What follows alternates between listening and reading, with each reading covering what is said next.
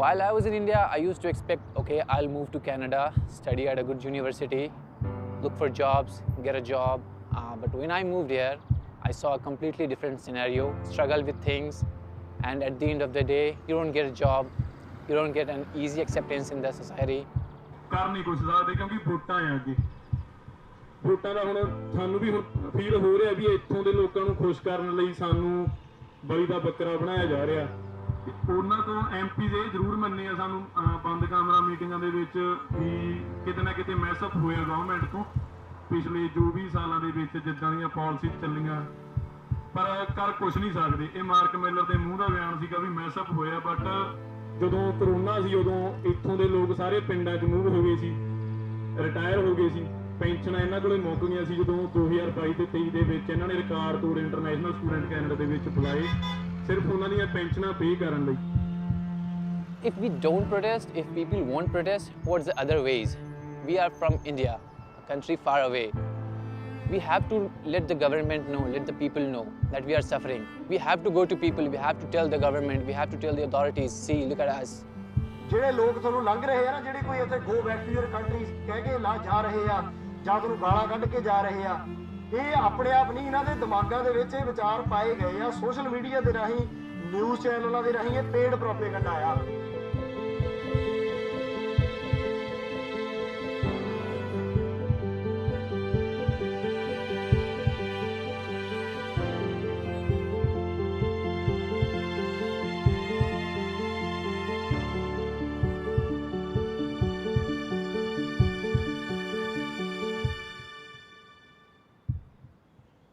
For the past 10, 15 years, the federal government has made it very clear that international students are supposedly ideal immigrants.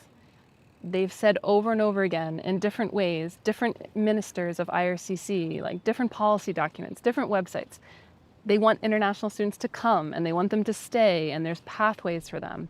Our current post-secondary education system is one that is heavily underfunded. We have the research in the early 2000s, public operational funding from the government was around 68% for all public post-secondary institutions across BC, but currently it sits at an average of 40%. So institutions are not getting enough funding that they need to be able to keep the lights on and provide the services that they need for their members or their students. What we have right now is a lot of institutions are starting to rely on international student fees and also their numbers just to make up for the shortfall in funding. And that's the system we have in place right now, and that's the system that's currently going on and is going to continue if nothing is done about it. You know, I think this is part of the complexity of international education. It is a good thing that people have possibilities and they can imagine themselves having different life trajectories, and sometimes it offers possibilities that wouldn't otherwise be available. I think that the problem is that this conflation can become exploitive. You know, they come from really different class backgrounds, they're at a lot of really different types of institutions, they study at different levels. During COVID, there was a lot of mobility restrictions, the number of immigrants coming to Canada and temporary foreign workers and students all decreased, and that caused a lot of difficulties for Canada because the country is so dependent on those forms of labor. You know, international students study, but they also perform a lot of labor for Canada while they're studying, in addition to after they graduate and then become permanent residents. Some families, you know, sold lands and took loans to be able to send their kids with the hope of good education and maybe ability to, you know, to transition to life in Canada or to have this opportunity for maybe better life. We have those education agents that students think, oh, they will help me get informed decision because they know they're education agents. But those education agents, they are like money makers. Most students, they're clustered either in, you know, private institutions or in colleges/teaching institutions. So when it's come to private institutions, I think what happens is that sometimes those students, they don't know, right? They come from rural area, from villages. No one in their family went to international education, you know, or sometimes not even to higher education within India, right? So sometimes they are the first in their families and they don't know. Majority ਜਿਹੜੀ ਹੈਗੀ students ਦੀ ਸ਼ਾਇਦ ਇਦਾਂ ਦੀ ਹੋਊਗੀ ਜਿਹੜੇ students ਨੂੰ ਮਾਪਿਆਂ ਨੇ ਕਰਜ਼ੇ ਚੱਕ ਕੇ ਇੱਥੇ ਭੇਜਿਆ ਹੋਊਗਾ ਔਰ ਉਹ ਬਹੁਤ ਵੱਡੀ ਰਕਮ ਹੈ, ਛੋਟੀ ਰਕਮ ਨਹੀਂ ਹੈ। ਸਾਡੇ ਇੰਡੀਆ ਲਈ ਉਹ ਬਹੁਤ ਵੱਡੀ ਰਕਮ ਹੈ, ਉਹਨਾਂ ਪਰਿਵਾਰਾਂ ਲਈ ਬਹੁਤ ਵੱਡੀ ਰਕਮ ਹੈ। ਸੋ ਸਭ ਤੋਂ ਪਹਿਲਾਂ ਤਾਂ ਉਹਨਾਂ ਸਟੂਡੈਂਟਸ ਦੇ ਉੱਤੇ ਭਾਰ ਇਸ ਚੀਜ਼ ਦਾ ਹੈਗਾ, ਉਹਨਾਂ ਦੇ ਮੋਢਿਆਂ ਤੇ ਇਹ ਭਾਰ ਹੈ ਕਿ ਅਸੀਂ ਉਸ ਕਰਜ਼ੇ ਨੂੰ ਲਾਉਣਾ ਕਿਵੇਂ ਹੈ। ਜਦੋਂ ਆਪਾਂ ਗਵਰਨਮੈਂਟ ਦੀ ਵੈਬਸਾਈਟ ਦੇ ਉੱਤੇ ਦੇਖਦੇ, ਉੱਤੇ ਲਿਖਿਆ ਹੁੰਦਾ work study work and stay. ਉਹ ਸਟੇ ਦਾ ਮਤਲਬ ਕੀ ਹੁੰਦਾ ਕਿ ਤੁਹਾਡੇ ਲਈ ਆ PR ਪਾਥਵੇ ਬਣਾ ਦਿੱਤੇ ਗਏ, ਉਹ ਬਹੁਤ ਤਰ੍ਹਾਂ ਦੇ ਆ, ਠੀਕ ਹੈ। ਸੋ ਉਹਨਾਂ ਦੇ ਵਿੱਚੋਂ ਕ੍ਰਾਈਟੇਰੀਆ ਕੰਪਲੀਟ ਕਰੋ ਤੇ ਆਪਣੀ ਪਰਮਨੈਂਟ ਰੈਜ਼ੀਡੈਂਸੀ ਅਪਲਾਈ ਕਰੋ ਤੇ ਤੁਹਾਨੂੰ ਮਿਲ ਜੂਗੀ। No, I do not think the students are academically set up to perform well. I mean, there is the exception. There are people who come over here with PhDs who actually are capable, but the majority of them are young and are not capable. And when they have their post-secondary education, their post-secondary is not the same level as we see in our domestic students. What we're experiencing is students are not ready, students who can't keep up, students who don't hand in their homework, students who want you to mark them present when they're not present, students who are cheating in their exams. And the expectation is that we'll accept that. And sure, I don't expect everybody to be deeply reflective, but I think the part that's hard is when they don't give a damn. We can't just look at like, oh, how did this policy come up? How did this exploitation start to occur? It's really rooted in these enduring inequitable systems. That's how it came to be that a student would have to travel so far to get education, to pay so much money in order to participate in a labor market that is important for them to find, their own social mobility. There's been a lot of changes we've had specifically in 2024. I think the first one started in December when there was an increase in the proof of funds requirement for international students. So it used to be around $10,000, prove how much you have, and then you could come in. But now it's $20,000 plus flights, plus a year's worth of tuition, plus housing. So the cost has increased. And then in January, we had a reduction in our numbers, or an announcement of an intended cap on international student numbers. So a reduction of 35% to only 485,000 students. That affected a lot of students that were planning on coming to Canada, and most of our institutions were already seeing a decrease in the numbers that they had planned for. It's been announcement on announcement on announcement since 2023. So a lot of students are definitely feeling confused, and I think the institutions themselves are also confused. It's so stressful for us. I mean, we live in fear. What might be the next policy? What would the government do? Because we have invested a lot of money, and not all of us come from big families. We come from humble families. I come from a very humble family. With every policy, our future, fluctuates. We don't know what policy would impact us in what way. I think what they wanted to do was address the numbers in some way, shape, or form. When Minister Miller was talking about the reduction in the numbers, they wanted to decrease the number of temporary residents from around 6.5% to 5% in the next couple of years. So their first target was the international student system, because that is something that is mostly heavily used by a lot of students.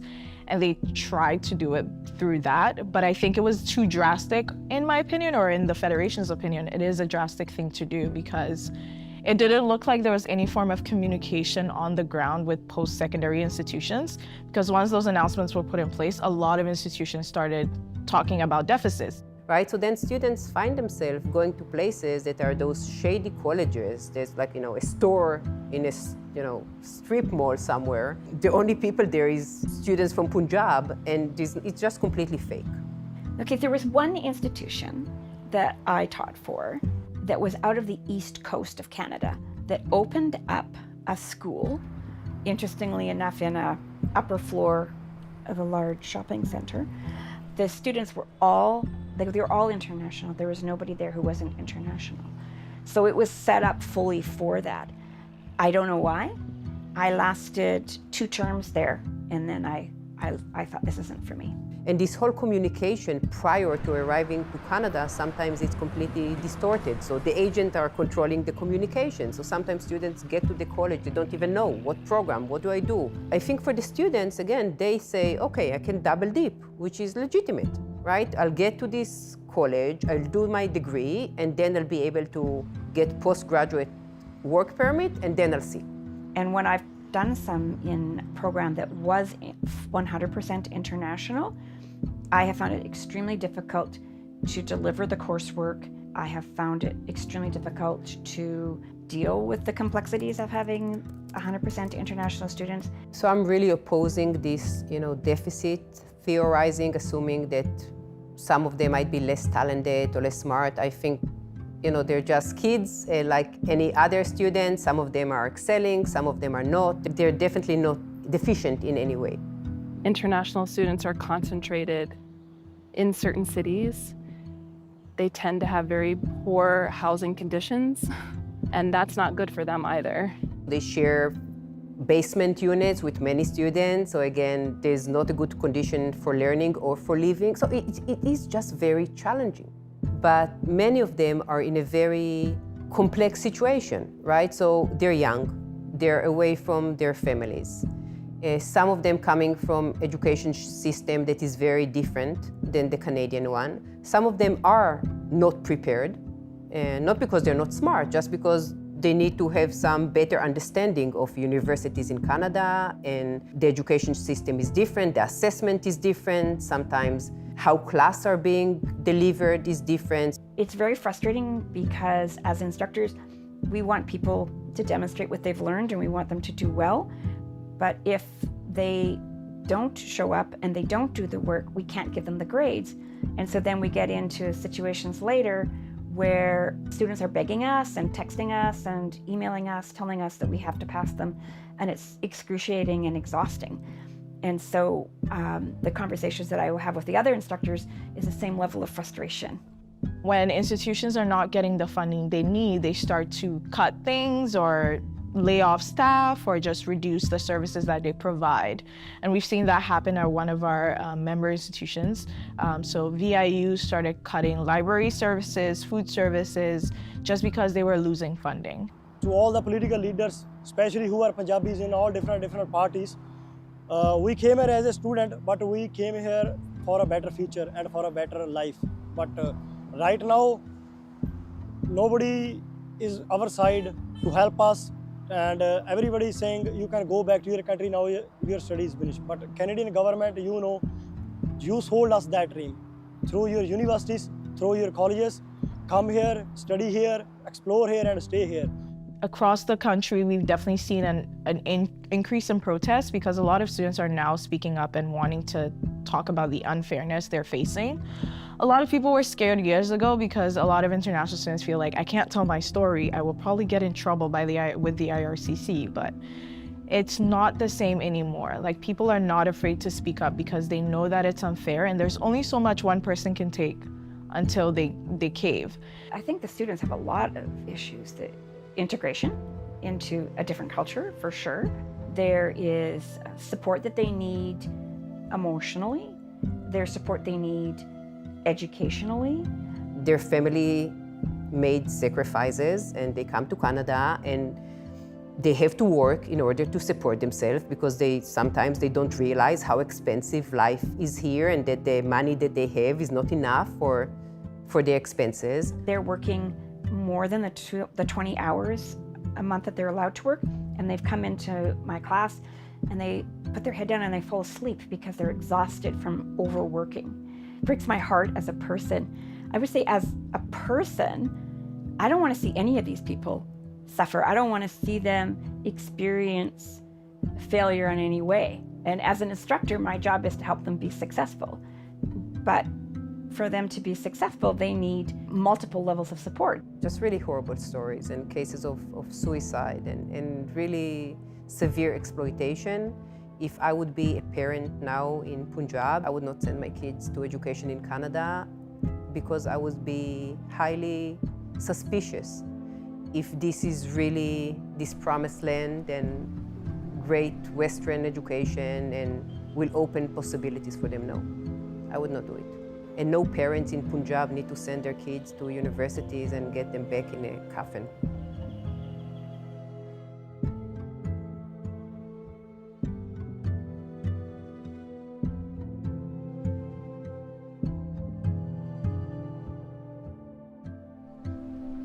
My name is Dikshan Joshi and I've been living in Canada for the past 7 years. I completed a diploma at Langara College back in 2019 and I've been working at a building supplies company for the past 4 years. And right now I'm just waiting for my LMI confirmation, which is on the way. Sort of gives me the hope that I can still stay in the country and wait for my PR to come by. But the system, the way it's designed, it's not that magical and feasible to sort of see the things are working out, and the weight, the scores that are so high make it really difficult for a lot of people to obtain their PR. Well, it does affect so many things. You know, the psychological feeling that you're still not secure at the place where you want to live for the rest of your life. ਨਹੀਂ ਸੀ ਜਦੋਂ ਸਾਡੀ ਕਿਤੇ ਸੁਣਵਾਈ ਹੁੰਦੀ, ਫਿਰ ਉਸ ਵੇਲੇ ਸਾਨੂੰ ਆ ਜਿਹੜਾ ਪ੍ਰੋਟੈਸਟ ਕਰਕੇ ਲੋਕਾਂ ਨੂੰ ਦੱਸਣਾ ਪੈਂਦਾ ਆ, ਕਿਉਂਕਿ ਡੈਮੋਕ੍ਰੇਸੀ ਦੇ ਵਿੱਚ ਸਭ ਤੋਂ ਵੱਡੀ ਤਾਕਤ ਲੋਕ ਹੁੰਦੇ ਆ। ਤੇ ਜਦੋਂ ਤੁਸੀਂ ਪ੍ਰੋਟੈਸਟ ਕਰਦੇ ਆ, ਜੇ ਤੁਸੀਂ ਸਹੀ ਕਾਜ਼ ਲਈ ਪ੍ਰੋਟੈਸਟ ਕਰ ਰਹੇ ਆ ਤੇ ਲੋਕ ਜਦੋਂ ਉਹਦੇ ਨਾਲ ਖੜ ਜਾਂਦੇ ਆ ਤਾਂ ਫਿਰ ਸਾਰੇ ਸਿਸਟਮ ਨੂੰ ਤੁਹਾਡੀ ਗੱਲ ਸੁਣਨੀ ਪੈਂਦੀ ਹੈ।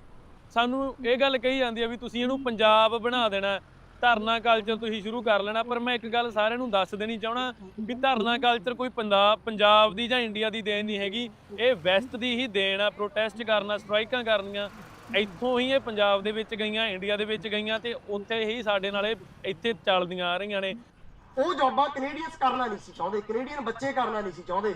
ਉਹ ਜਿਹੜੀਆਂ ਡਿਫਿਕਲਟ ਜੌਬਸ ਸੀਗੀਆਂ ਜਾਂ ਘੱਟ ਪੈਸੇ ਦੇ ਉੱਤੇ, ਉਹਦੇ ਉੱਤੇ ਸਾਨੂੰ ਯੂਜ਼ ਕੀਤਾ ਗਿਆ। ਕੋਵਿਡ ਦੇ ਵਿੱਚ ਸਾਨੂੰ ਹੀਰੋਜ਼ ਕਿਹਾ ਗਿਆ ਕਿ ਸਾਨੂੰ 40-40 ਘੰਟੇ ਅਸੀਂ ਕੰਮ ਕਰਕੇ ਸਾਂਭਿਆ, ਪਰ ਉਹ 30,000 ਬੰਦੇ ਨੂੰ ਸਿਰਫ PR ਦਿੱਤੀ ਗਈ ਕੋਵਿਡ ਦੇ ਵਿੱਚ, ਜਦ ਕਿ ਕੰਮ ਲੱਖਾਂ ਬੰਦਿਆਂ ਨੇ ਕੀਤਾ। ਅੱਜ ਉਹ ਸਾਰੇ ਬੰਦਿਆਂ ਦੇ ਲਈ ਸਾਨੂੰ ਵਿਲਨ ਬਣਾ ਕੇ ਪੇਸ਼ ਕੀਤਾ ਜਾ ਰਿਹਾ। ਇਸ ਕਰਕੇ ਸਾਡਾ ਅੱਜ ਆਪਾਂ ਜਦੋਂ ਹੁਣ ਇਹ ਗੱਲ ਕਰ ਰਹੇ ਹਾਂ ਤਾਂ ਅੱਜ 37 ਡੇ ਹੋ ਗਏ ਆ। ਜਦੋਂ ਅਸੀਂ ਟੈਂਟ ਲਾਇਆ ਸੀ Day 1, ਸਾਨੂੰ ਪਤਾ ਸੀਗਾ ਕਿ ਇਸ ਫਿਲਮ ਦੀ ਸਟਾਰਟਿੰਗ ਕਰ ਰਹੇ ਹਾਂ ਅਸੀਂ, ਬਟ ਇਹਦਾ ਦੀ ਐਂਡ ਕਦੋਂ ਹੋਣਾ ਸਾਨੂੰ ਨਹੀਂ ਪਤਾ। It could be 1 year 6 months, next week ਵੀ ਖਤਮ ਹੋ ਸਕਦਾ, ਬਟ ਸਾਨੂੰ ਉਹਦਾ ਪਤਾ ਨਹੀਂ। ਪਰ ਉਹਦੇ ਲਈ ਅਸੀਂ ਰੈਡੀ ਕਰ ਰਹੇ ਹਾਂ ਜਿੰਨੀ ਵੀ ਸਾਡੇ ਵਿੱਚ ਜਿੰਨੀ ਵੀ ਲੰਬੀ ਸਾਨੂੰ ਲੜਾਈ ਲੜਨੀ ਪਈ। Immigration through education, it is a very common pathway, and a lot of individuals seeking to immigrate to Canada, it is the first option that comes into their mind. It is not the best one for everyone. There are many options available out there, but for many young professionals and even middle-aged professionals that are looking for a change and immigrate to Canada, they choose the student pathway.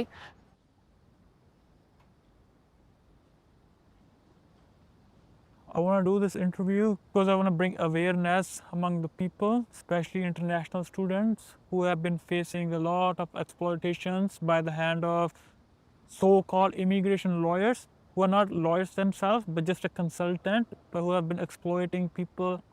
Honestly, I wouldn't be able to talk if my face was on camera.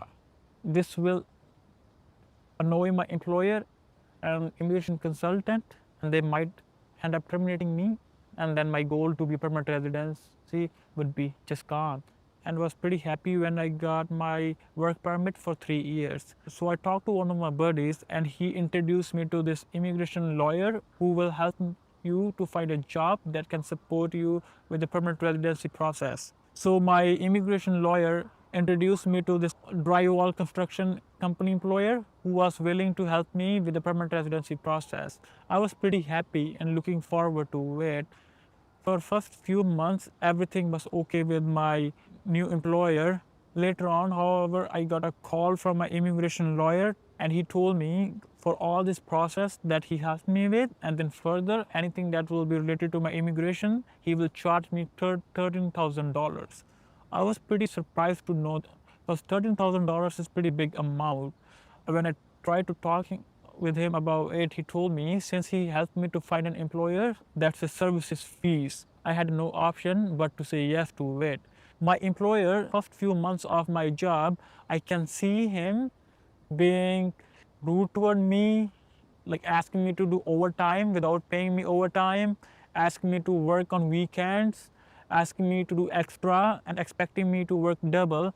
Anytime I tried complaining about it, he used to say, hey, I will be helping you with your permanent residency file, so I expect you to do more work. The main fraud that we see on the LMIA industry or the LMIA process. LMIA stands for Labor Market Impact Assessment, and it's a process by where an employer in Canada demonstrates to the government, to ESDC, the Employment and Social Development Canada, which is pretty much the employment branch of the government, that there is a need to hire a foreign national. There is a series of steps in place that they need to follow. There is a series of requirements that they need to meet in order for them to qualify as an employer to hire a foreign professional, a foreign national. And the whole idea behind this is to prove that they have not found anyone in the Canadian labor force to fulfill that position. ਸੋ ਆਪਾਂ ਗੱਲ ਕਰ ਰਹੇ ਸੀ LMI exploitation ਬਾਰੇ ਕਿ ਅਸੀਂ ਕਦੇ ਵੀ ਇਹ ਤੋਂ ਧਰਨੇ ਤੋਂ ਕੋਈ ਵੀ ਇਦਾਂ ਦਾ ਮੈਸੇਜ ਨਹੀਂ ਜਾਂਦਾ ਕਿ LMI ਇਹਨੂੰ ਸਟਾਪ ਕਰ ਦਿਓ। ਇਹ ਤੋਂ ਇਹ ਮੈਸੇਜ ਆਉਂਦਾ ਵੀ ਜਿਹੜੀ LMI ਦੇ ਥਰੂ ਐਕਸਪਲੋਇਟੇਸ਼ਨ ਹੋ ਰਹੀ ਹੈ, ਜਿਹੜੀ ਅੰਦਰ ਦਾ ਟੇਬਲ LMI ਵੇਚੀਆਂ ਜਾਂਦੀਆਂ ਨੇ, ਉਹਨੂੰ ਬੰਦ ਕੀਤਾ ਜਾਵੇ। ਕੋਈ ਇਦਾਂ ਦੀ ਪਾਲਿਸੀ ਆਉਣੀ ਚਾਹੀਦੀ ਹੈ ਕਿ ਜੈਨੂਨ LMI ਦੇ ਥਰੂ ਲੋਕ ਪਰਮਾਨੈਂਟ ਰੈਜ਼ੀਡੈਂਸ ਲਈ ਅਪਲਾਈ ਕਰ ਸਕਣ। ਠੀਕ ਹੈ, ਕਿਉਂਕਿ ਜਿਹੜੀ ਮਨੀ ਇਨਵੈਸਟਮੈਂਟ ਦੀ ਗੱਲ ਕਰੀਏ ਐਜ਼ ਅ ਸਟੂਡੈਂਟ ਜਾਂ ਵਰਕ ਪਰਮਿਟ ਤੇ ਲੋ ਵੇ 'ਤੇ ਕੰਮ ਕਰਕੇ ਜੋ ਆਪਾਂ ਦੇਖੀਏ 3-4 ਸਾਲ ਦੇ ਵਿੱਚ 50 ਤੋਂ 60,000 ਡਾਲਰ ਜਿਹੜੇ ਆ ਰੈਗੂਲਰ ਸਟੂਡੈਂਟ ਤੋਂ ਲੈ ਕੇ ਵਰਕ ਪਰਮਿਟ ਦੀ ਜਰਨੀ ਤੱਕ। ਠੀਕ ਹੈ, ਉਸ ਤੋਂ ਬਾਅਦ ਉਹ ਜਦੋਂ PR ਲਈ ਅਪਲਾਈ ਕਰਨੇ ਜਾਂਦੇ ਉਹਨਾਂ ਨੂੰ ਅੰਡਰ ਦੀ ਟੇਬਲ ਫੋਰਸ ਕੀਤਾ ਜਾਂਦਾ ਕਿ ਤੁਸੀਂ LMIA ਦੇ ਥਰੂ ਜਾਓ। ਉਹਦੇ ਕਿੰਨੇ ਆਉਂਦੇ ਆ? ਅੰਡਰ ਦੀ ਟੇਬਲ ਜਾਂਦਾ 30K ਤੋਂ 40K। ਠੀਕ ਹੈ, ਸੋ ਦੇਖੋ ਇਨਵੈਸਟਮੈਂਟ ਕਿੰਨੀ ਵੱਧ ਰਹੀ ਹੈ। ਸੋ ਜਿਹੜੇ ਕਹਿੰਦੇ ਆ ਕਿ ਇਹ ਪ੍ਰੀਵਿਲੇਜ ਆ, ਉਹਨਾਂ ਨੂੰ ਜਦੋਂ ਆਪਾਂ ਦੱਸਾਂਗੇ ਵੀ ਜਿਹੜੀ ਇੰਨੀ ਇਨਵੈਸਟਮੈਂਟ ਆ, ਹਾਲੇ ਵੀ ਤੁਸੀਂ ਕਹੋਗੇ ਵੀ ਇਹ ਪ੍ਰੀਵਿਲੇਜ ਆ PR। ਇਹ ਪਾਥਵੇ ਦੇ ਵਿੱਚ ਜਿਹੜੀ ਇਨਵੈਸਟਮੈਂਟ ਕਰਦੀ ਹੈ ਉਹ ਡਿਜ਼ਰਵ ਕਰਦੀ ਹੈ ਜਿਨ੍ਹਾਂ ਨੇ ਇਨਵੈਸਟਮੈਂਟ ਇੰਨੀ ਕਰ ਦਿੱਤੀ ਆ। Another interesting comparison is that, like, we know that the recruitment of international students as immigrants happens in a really wide range of countries. So, for example, Germany and Canada right now are two of the top countries for retaining international students as immigrants. But Germany doesn't charge tuition for its international students, or if it does, it's quite low. Whereas Canada, the tuition is really high. There's different higher education systems have, different flavors of international student pathways, but ultimately a lot of immigrant dependent countries are going to continue to look to international students to fill those labor needs because of demographic challenges. Well, definitely keeping in mind the way the policies have changed, I feel like a worthless person just working and living a paycheck to paycheck life and just paying my bills and whatnot and not even able to secure my future just because of the fact that I still don't have my PR. And the simple thing is because the scores are too high. You know how they say beggars can be choosers? So I only have a certain amount of jobs that can help me to get permanent residency. If I have to go for other job in this limited time, I don't think I can get hired as there's a recession going on and there's a limited jobs in the market. So saying all those options and taking everything into consideration, I think this is the only option I have right now is to get exploited and then work myself days and nights. Your immigration status flows to all the other parts of your life, your work, your ability to access healthcare, your ability to earn money, which is required, you need money to survive. There is definitely some familiar names out there for people we hear doing these things, and those kind of actors are kind of well known. Some of them have particular shticks they do, and you almost wouldn't need to hear the name, you could hear the facts, and you'll be like, I know who did this.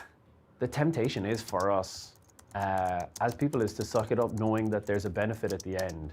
So that does facilitate people to be taken advantage of. A lot of people, they just want to get their PR, they want to get their work permit, and they don't want to care about that problem. They got to the end of it, and for them it was about the destination, not the journey. Those same people, they may not want to deal with the problem and complain about it, and that does affect more people who've come after them. These people will continue to take advantage of people, employers or consultants or lawyers, any agents. The parties doing these nefarious actions, making money on the back of these vulnerable people, and the repercussions for them don't seem very serious. Sometimes they get a slap on the wrist by the regulator, sometimes the regulator does nothing, and they continue making money, and their problem has essentially been taken away from them. Someone might be deported or afraid to make complaints to any regulator. ਉਹਨਾਂ ਸਾਰਿਆਂ ਨੇ ਸਾਨੂੰ ਬਲੀ ਦਾ ਬੱਕਰਾ ਬਣਾਇਆ ਹੋਇਆ। ਸਾਨੂੰ ਇਹ ਜਿਹੜੇ ਲੋਕ ਤੁਹਾਨੂੰ ਲੰਘ ਰਹੇ ਆ ਨਾ, ਜਿਹੜੇ ਕੋਈ ਇੱਥੇ go back to your countries ਕਹਿ ਕੇ ਜਾ ਰਹੇ ਆ ਜਾਂ ਤੁਹਾਨੂੰ ਗਾਲਾਂ ਕੱਢ ਕੇ ਜਾ ਰਹੇ ਆ, ਇਹ ਆਪਣੇ ਆਪ ਨਹੀਂ, ਇਹਨਾਂ ਦੇ ਦਿਮਾਗਾਂ ਦੇ ਵਿੱਚ ਇਹ ਵਿਚਾਰ ਪਾਏ ਗਏ ਆ ਸੋਸ਼ਲ ਮੀਡੀਆ ਦੇ ਰਾਹੀਂ, ਨਿਊਜ਼ ਚੈਨਲਾਂ ਦੇ ਰਾਹੀਂ। ਇਹ ਪੇਡ ਪ੍ਰੋਪੇਗੈਂਡਾ ਆ। ਇਸ ਕਰਕੇ ਦੂਜੀ ਗੱਲ, ਜਿਹੜੇ ਸਾਡੇ ਬਿਲਕੁਲ ਆਪਣੇ ਆ ਪੁਰਾਣੇ ਪੰਜਾਬੀ ਆਏ ਹੋਏ, ਪੁਰਾਣੇ ਜਿਹੜੇ ਇੰਡੀਅਨਸ ਕਹਿ ਲਈਏ ਆਏ ਹੋਏ ਆ, ਜਿਹੜੇ ਹੋਰ ਦੇਸ਼ਾਂ ਦੇ ਵਿੱਚੋਂ ਜਿਹੜੇ ਆਏ ਆ, ਆਦੇ ਆ ਬਿਲਕੁਲ ਨਿਆਣੇ ਆ ਜਿਹੜੇ ਗੱਡੀਆਂ 'ਚ ਬੈਠੇ ਆ, ਜਿਨ੍ਹਾਂ ਦੀ ਕੋਈ ਮਤਲਬ ਇਹਨਾਂ ਨੂੰ ਸਮਝ ਵੀ ਨਹੀਂ ਹੋਣੀ ਵੀ ਇਹ ਮਸਲਾ ਕੀ ਆ। ਇਹ ਕੇਸ ਗੱਲ ਦਾ ਸ਼ਿਕਾਰ ਆ ਸੋਸ਼ਲ ਮੀਡੀਆ ਦੇ ਉੱਤੇ ਜਿਹੜਾ ਪ੍ਰਚਾਰ ਕੀਤਾ ਜਾ ਰਿਹਾ ਕਿ ਇਹਨਾਂ ਦੀਆਂ ਜੌਬਾਂ ਖਾ ਲਈਆਂ। The stuff that we see on the social media right now is bad. I know personally there are some hardworking students and then temporary work permit holders who are really contributing to society, who are doing volunteer work. For me as an international student, I felt really unwelcomed. Why are you here? Obviously, I paid money, the government approved my visa, and now I'm here. I'm here to study. I study accounting, and I'm doing really good in my studies. In the meantime, I'm just trying to support myself, and the people, they are like very aggressive, very hateful towards me. It's like I'm not welcomed here. I just won't have any future here. I thought maybe I made a wrong decision. I'm not welcome here. People are like cussing me, hurling abuses, and asking to deport. But I'm very legally here. I came legally, I paid money, I got my visa, and I'm very law-abiding resident of Canada. So I think nobody deserves the hate. No international student deserves hate. We go through a lot. We have a system like this, and it's just perpetuating all of these narratives. When you have people blaming international students for the housing crisis that we did not cause, it's always going to cause people to be racist towards us. So right now I'm less hopeful and more nervous about what's coming down the road. I really do hope that maybe over the course of a generation, people will come to understand the dependency that countries like Canada have on migrants, not just immigrants, but temporary workers. Fund the system. That is the one sentence I have. Fund the system. When you have a system that's properly funded, you're not affected by external factors. ਅਸੀਂ ਕਦੇ face ਨਹੀਂ ਸੀ ਕੀਤਾ Canada ਦੇ ਵਿੱਚ। ਪਿਛਲੇ 5-6 ਸਾਲ ਤੋਂ ਅਸੀਂ ਰਹਿ ਰਹੇ ਹਾਂ ਕਿ ਜਿਹੜਾ ਕੋਈ ਸੜਕ ਤੇ ਤੁਹਾਨੂੰ ਕਹਿ ਕੇ ਜਾਵੇ go back to your country specially, ਪਰ ਪਿਛਲੇ 5-6 ਮਹੀਨੇ ਤੋਂ ਦੇਖਿਆ ਇੱਕ ਬਹੁਤ ਨੈਗੇਟਿਵ ਚੀਜ਼ ਦੇਖੀ ਆ। ਜਿਹੜੀ ਕੈਨੇਡਾ ਦੀ ਇੱਕ ਇਮੇਜ ਆ, ਉਸ ਚੀਜ਼ ਨੇ ਕੈਨੇਡਾ ਦੀ ਇਮੇਜ ਦੇ ਉੱਤੇ ਇੱਕ ਬਹੁਤ ਵੱਡੀ ਸੱਟ ਮਾਰੀ ਆ ਕਿ ਕੈਨੇਡਾ ਇੱਕ ਬਹੁਤ ਵੈਲਕਮਿੰਗ ਕੰਟਰੀ ਆ। ਬਟ ਹੁਣ ਤੁਸੀਂ ਦੇਖੋ ਕਿ ਜਿਵੇਂ ਸਾਡੇ ਪਿੱਛੇ ਟੈਂਟ ਲੱਗਿਆ ਹੋਇਆ, ਇੱਥੇ ਅਸੀਂ ਪਿਛਲੇ 37 ਡੇਜ਼ ਤੋਂ ਬੈਠੇ ਹੋਏ ਆ। ਇਹ ਇੱਕ ਬਹੁਤ ਨੈਗੇਟਿਵ ਇਮੇਜ ਆ ਰਹੀ। ਅਸੀਂ ਸੋਚਿਆ ਨਹੀਂ ਸੀ ਕਦੇ ਇੱਦਾਂ ਕਿ ਹੁਣ ਸਰਦੀ ਆ ਰਹੀ ਆ ਕਿ ਅਸੀਂ ਇਸ ਦਾ ਮਾਈਨਸ ਟੈਂਪਰੇਚਰ ਦੇ ਵਿੱਚ ਇੱਦਾਂ ਠੰਡ ਦੇ ਵਿੱਚ ਇੱਥੇ ਬੈਠਾਂਗੇ ਸੜਕ ਦੇ ਉੱਤੇ, ਹਾਈਵੇ ਦੇ ਉੱਤੇ। ਕਦੇ ਨਹੀਂ ਸੋਚਿਆ ਇਹ ਜਿਵੇਂ ਕੋਈ ਥਰਡ ਵਰਲਡ ਕੰਟਰੀ ਹੁੰਦੀ ਆ, ਉਹ ਉਸ ਤਰ੍ਹਾਂ ਦੀ ਇੱਕ ਸਿਚੁਏਸ਼ਨ ਇੱਥੇ ਬਣੀ ਹੋਈ ਆ। ਬਟ ਹੁਣ ਕੀ ਹੋ ਰਿਹਾ ਵਾ ਵੀ ਜਿਹੜੇ ਸਟੂਡੈਂਟ ਇੱਥੇ ਕ੍ਰਾਈਟੇਰੀਆ ਆਲਰੇਡੀ ਪੂਰਾ ਕਰ ਚੁੱਕੇ ਆ, ਉਹਨਾਂ ਦਾ ਸਰਕਾਰ ਨੇ ਜਦੋਂ ਐਂਡ ਆਫ ਦੀ ਗੇਮ ਉਹਨਾਂ ਲਈ ਰੂਲ ਚੇਂਜ ਕਰ ਦਿੱਤੇ ਨੇ। ਠੀਕ ਆ, ਕੋਈ ਪਾਲਿਸੀ ਨਹੀਂ ਰੱਖੀ ਕਿ ਜਿਹੜੇ ਇੰਨੇ ਬੈਕਲੌਗ 'ਚ ਸਟੂਡੈਂਟ ਚੱਲ ਰਹੇ ਨੇ ਉਹਨਾਂ ਲਈ ਕੋਈ ਸੌਖਾ ਪੀਆਰਏ ਪਾਥਵੇ ਰੱਖਿਆ ਜਾਵੇ। ਠੀਕ ਆ, ਪੀਆਰਏ ਪਾਥਵੇ ਇੰਨੇ ਹਾਰਡ ਕਰ ਦਿੱਤੇ ਗਏ ਆ। ਜਿਹੜਾ 1 ਸਾਲ ਦਾ ਕੋਟਾ ਹੁੰਦਾ ਵਾ ਪੀਆਰ ਸਟੂਡੈਂਟਸ ਨੂੰ ਪੱਕੇ ਕਰਨ ਦਾ ਜਾਂ ਕੋਈ ਵੀ ਇਮੀਗ੍ਰੈਂਟਸ ਨੂੰ ਪੱਕੇ ਕਰਨ ਦਾ, ਉਹ ਬਹੁਤ ਘਟਾ ਦਿੱਤਾ ਗਿਆ। ਠੀਕ ਆ, ਮਾਸ ਨੰਬਰ ਦੇ ਵਿੱਚ ਸਟੂਡੈਂਟ ਇਮੀਗ੍ਰੈਂਟ ਸੱਦੇ ਗਏ ਆ ਲਾਸਟ 2 ਸਾਲਾਂ ਦੇ ਵਿੱਚ, ਬਟ ਜਿਹੜਾ ਪੀਆਰ ਦਾ ਕੋਟਾ ਉਹ ਪਹਿਲਾਂ ਨਾਲੋਂ ਘਟਾ ਦਿੱਤਾ ਗਿਆ। Historically and globally, we know that temporary residents are a very easy population for politicians to target when they're looking for a scapegoat because they can't vote. You know, they're not necessarily going to become citizens. There's a big question mark among, whether they're going to be able to stay. Policy changes happen almost on a monthly basis nowadays as the government is really reshaping the system, in my opinion. And just staying up to date with it can be a little overwhelming. So it's hard. It's a bittersweet feeling right now. For many, it presents opportunities that weren't there before, but for others that have planned for years, it can be very challenging because what they had in mind for years, suddenly it's gone. I personally think that this multi-step immigration system, where instead of recruiting immigrants from outside of the country and bringing them to Canada as permanent residents, countries recruit labor to Canada on a temporary basis, or they recruit students on a temporary basis, and then have those people compete in the labor market. And whoever succeeds can stay as a permanent resident. That's the multi-step or 2-step immigration system that's emerged in Canada, becoming copied around the world. It's good in the eyes of the state because it really does result in immigrants that have higher earnings long term. But the process of getting them, the question is like, to what cost are you doing this system? Because it means that people have to remain precarious for a lot of years.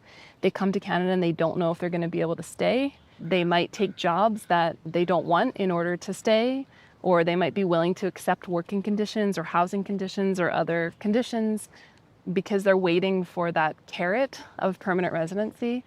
And I think that's really inhumane to people to make them go through that process. One of the barriers we often see for people in these kind of situations is they're afraid of any repercussions that this might have on them. So if somebody might be afraid they're going to get deported or get in trouble with the law or any kind of other trouble themselves.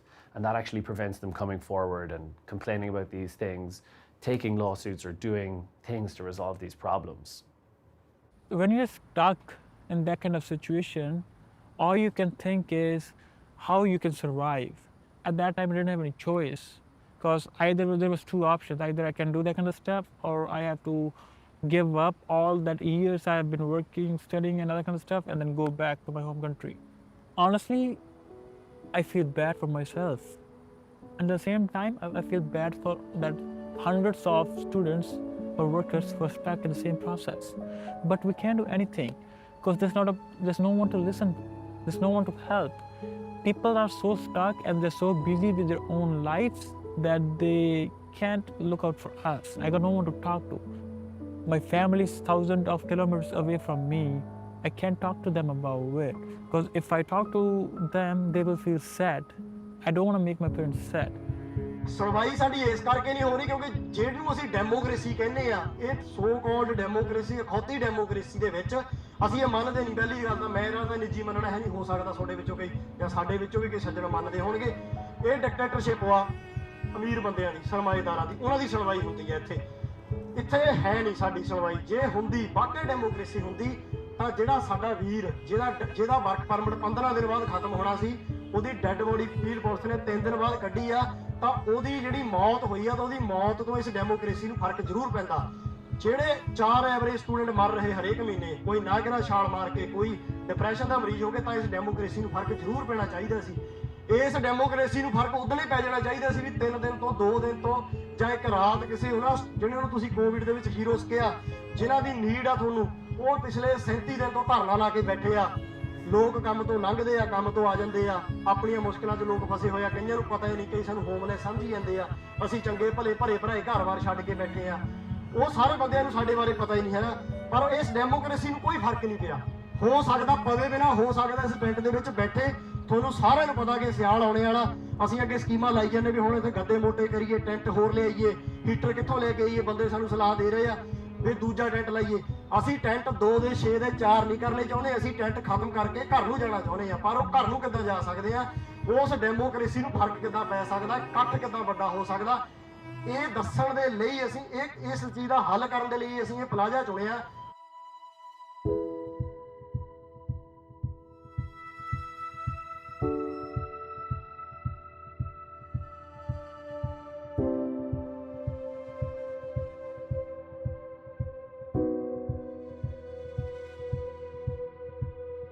I just think there's so many things to look at that I think that this needs to be looked at from a multi-dimensional perspective. Policies need to be clear and transparent, and there need to be a distinction between international education and migration, and whatever the trajectory between those two, it needs to be one that really is aligned. So there's lots of great immigration lawyers and immigration consultants out there doing fantastic jobs for people, helping them immigrate to Canada and not taking advantage of them. And I think what I'd like to see is better regulation and enforcement against the people who are breaking the rules and damaging the system for the good actors. All those international colleges should have a dedicated department in which there should be some staff who can help you out by telling you the supply and demand market, like what kind of jobs you can expect, which kind of jobs will be helpful to get permanent residency, which provinces will be helpful, so that by the time you apply for your work permit, you have everything done and then you have everything settled, and then you can just go and then work your own freely without being dependent on anyone. They haven't announced specific measures to be taken for certain employers, but there are talks about restricting certain employers, increasing the requirements for them to have been active in business for an X amount of years in certain industries and to have certain amount of revenue. Advice is not something that a friend can give you if they're not licensed. It's not something that a family member can give you.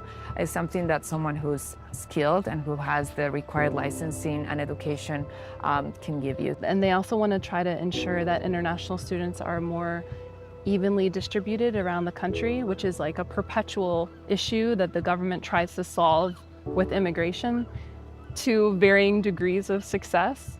But it will be interesting to see what kind of carrots and sticks the government uses to try to encourage international students to go beyond the Toronto and Vancouver metro areas. I think the government quite often reactive when it comes to immigration policies and things. Some of the changes they've made with private educational institutions, I think, is a move in the right direction.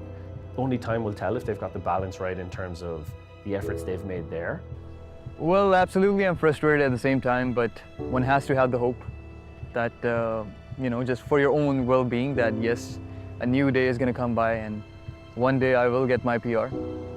Yeah, frustration is always there. I mean, these things, I mean, they do come hand in hand. And the only thing that I can do is to just wait and, you know, be selfish about the fact that I don't want to lose my 7-year progress that I've made so far.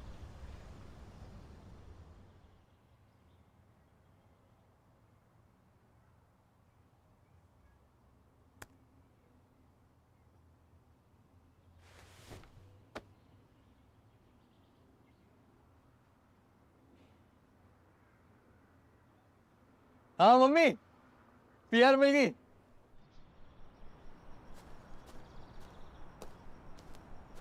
Well, the thing is, it's an amazing feeling, and you know, today I just decided to come up here, and yeah, I'm just waiting to just go back home, get some final rest, and look forward to a new life.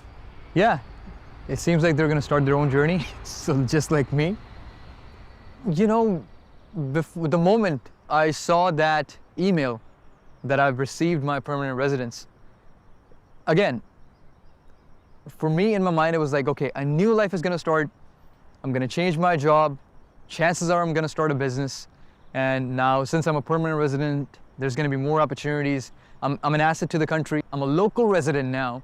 So yeah, just enjoy your ride, whatever the struggles are. Your story's gonna unfold in front of you. So yeah, look forward to it. That's all I have to say.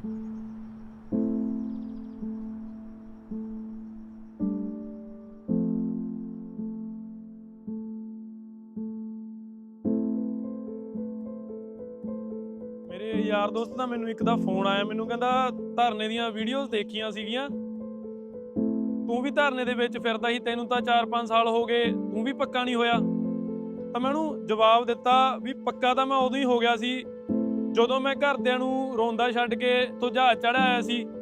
ਪੱਕਾ ਤਾਂ ਮੈਂ ਉਦੋਂ ਹੀ ਹੋ ਗਿਆ ਸੀ ਜਦੋਂ ਦਿਨੇ college, ਰਾਤ ਨੂੰ ਕੰਮ, ਤੇ ਫਿਰ ਵੀ ਬੱਸਾਂ ਦੇ ਵਿੱਚ ਬੈਠੇ ਹੱਸਦੇ ਕਹੀਦਾ ਸੀ ਘਰਦਿਆਂ ਨੂੰ ਵੀ ਚੜ੍ਹਦੀ ਕਲਾ ਦੇ ਵਿੱਚ ਆ। ਪੱਕੇ ਤਾਂ ਅਸੀਂ ਉਦੋਂ ਹੀ ਹੋ ਗਏ ਸੀ ਜਦੋਂ ਬਹੁਤੇ ਇੰਪਲੋਇਰਸ ਨੇ ਸਾਡੀ ਮਜਬੂਰੀ ਦਾ ਫਾਇਦਾ ਵੀ ਚੱਕਿਆ ਤੇ ਬਹੁਤਿਆਂ ਨੇ ਸਾਡੇ ਪੈਸੇ ਵੀ ਮਾਰੇ। ਪੱਕਾ ਤਾਂ ਮੈਂ ਉਦੋਂ ਵੀ ਹੋ ਗਿਆ ਸੀ ਜਦੋਂ ਸਾਡੇ ਦਿਨ ਤਿਉਹਾਰ, ਸਾਡੇ ਜਨਮ ਦਿਨ ਇੱਥੇ ਸੇਫਟੀ ਬੂਟ ਦੇ ਵਿੱਚ, ਸੇਫਟੀ ਵੈਸਟਾਂ ਦੇ ਵਿੱਚ ਲੰਘਦੇ ਗਏ। ਪੱਕਾ ਤਾਂ ਮੈਂ ਉਦੋਂ ਵੀ ਹੋ ਗਿਆ ਸੀ ਜਦੋਂ ਇੱਥੇ ਲੋਕਾਂ ਨੇ ਸਾਡੇ ਦਿਲ ਦੇ ਨੇੜੇ ਹੋ ਕੇ ਸਾਡਾ ਫਾਇਦਾ ਵੀ ਚੱਕਿਆ। ਪੱਕਾ ਤਾਂ ਮੈਂ ਉਦੋਂ ਵੀ ਹੋ ਗਿਆ ਸੀ ਜਦੋਂ ਜਿਨ੍ਹਾਂ ਨੇ ਸਾਡੇ ਨਾਮ ਰੱਖੇ, ਜਿਨ੍ਹਾਂ ਨੇ ਸਾਨੂੰ ਤੁਰਨਾ, ਜਿਨ੍ਹਾਂ ਨੇ ਸਾਨੂੰ ਬੋਲਣਾ ਸਿਖਾਇਆ, ਉਹਨਾਂ ਦੇ ਸੰਸਕਾਰ ਸਾਨੂੰ ਵੀਡੀਓ ਕਾਲਾਂ ਤੇ ਦੇਖਣੇ ਪਏ। ਪੱਕੇ ਤਾਂ ਅਸੀਂ ਬਹੁਤ ਪਹਿਲਾਂ ਹੋ ਗਏ ਸੀ ਬਾਈ। PR ਤਾਂ ਬਹੁਤ ਛੋਟੀ ਚੀਜ਼ ਆ, ਪੱਕੇ ਤਾਂ ਅਸੀਂ ਬਹੁਤ ਪਹਿਲਾਂ ਹੋ ਗਏ ਸੀ।